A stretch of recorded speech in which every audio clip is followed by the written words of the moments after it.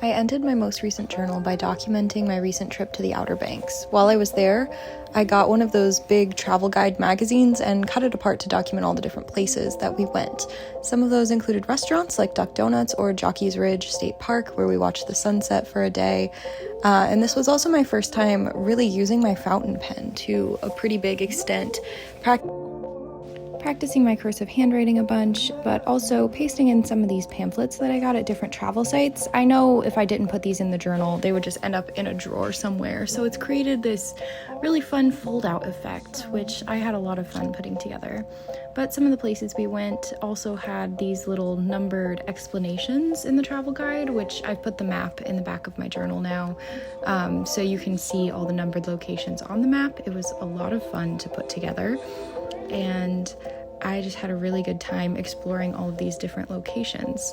This Wright Brothers one was one of my favorites because not only did it have this thing from the travel guide, but I also had like the national parks fold out. This one was really, really thick, and it's a good thing that I ended the journal with this whole thing because I think it would have become way too thick if I had put it in the middle.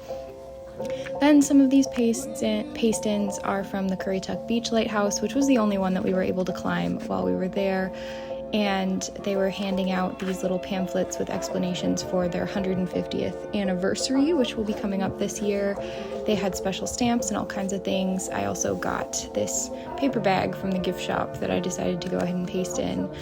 This pamphlet for the life-saving station, I actually had to cut apart because it was far too tall, but I ended up being able to cut perfectly along the double-sided pages so that I was able to preserve the entire thing. I really like this fold-out page. I just kind of, pasted a bunch of things over top of each other, and it created all of these flaps and stuff like that I was then able to go ahead and write underneath.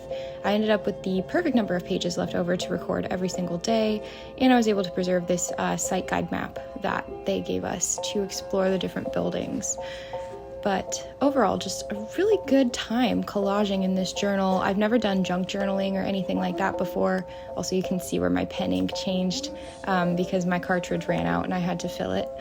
But even things like menus or other memories, I think this is a really good way to preserve the order of operations of things that happened in this journal, places I visited. I also made a small list of places that I'd like to visit again in the future, just because we didn't get to do quite everything in a single week. Definitely going to be returning to the Outer Banks sooner rather than later, but thank you for watching.